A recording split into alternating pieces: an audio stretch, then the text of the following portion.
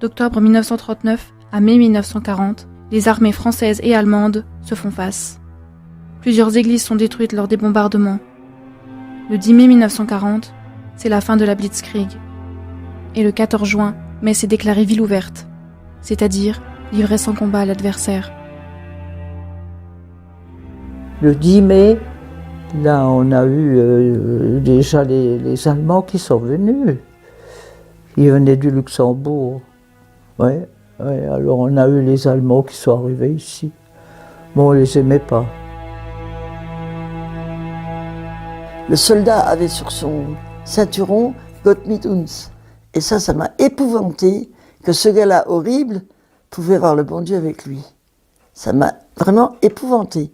Et ça m'est resté. Et après, encore quand je voyais un ceinturon d'un soldat allemand, je me disais, s'il est avec lui, il est où, au fond? C'est impressionnant qu'ils aient ça. Ils avaient ça sur leur ceinturon. C'était la défaite de 40. Je n'ai jamais vu un pays aussi bas, aussi déréglé, aussi désorganisé que la France de 40. Au jour de l'armistice, le seul qui pleurait parmi mes camarades, c'était moi, parce que je savais que je ne pouvais plus rentrer en Moselle. Le 17 juin 1940, Pétain fait un appel à cesser le combat et signe l'armistice du 22 juin. Mais rien n'est indiqué dans ce document concernant l'Alsace et la Moselle. Sauf que les Allemands estiment que la Moselle est une vieille terre allemande, qu'il y avait une parenthèse de 20 ans entre 1918 et 1940, et qu'ils récupèrent ce qu'ils estiment avoir des territoires de sang allemand qu'ils avaient perdus après 1919. Dès juillet 1940, ils vont rétablir l'ancienne frontière de 1871. Mais ce n'est pas un acte légal, c'est pas un traité. Pour une majorité des familles évacuées, l'armistice et la défaite française leur imposent un retour à la zone, désormais allemande. En juin, lorsque les Allemands ont envahi la Belgique, nous sommes repartis pour rejoindre la Loire, où mes grands-parents habitaient.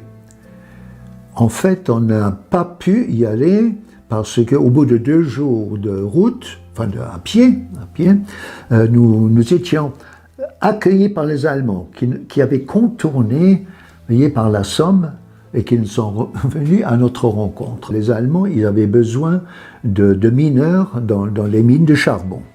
Et très très vite, on nous a rapatriés à Hambourg. On était tantôt allemands, tantôt français. Hein. Il y a eu même des mauvaises langues qui disaient les Alsaciens moselans, ils ont de la chance, ils sont toujours avec les vainqueurs. Et on n'a jamais choisi, ni en 71, comme on n'a pas choisi de redevenir français en 1919. Comme on n'a pas choisi d'être allemand en 1940. En fait, les gens se sont toujours adaptés à une situation qu'on leur a imposée. S'ils voulaient rester ici, ils étaient obligés de faire avec, quoi. Il fallait non plus pas s'aliéner le peuple catholique. Quand les Allemands sont arrivés en Moselle, la guerre n'était pas finie. Donc il fallait aussi concilier le peuple qui était là.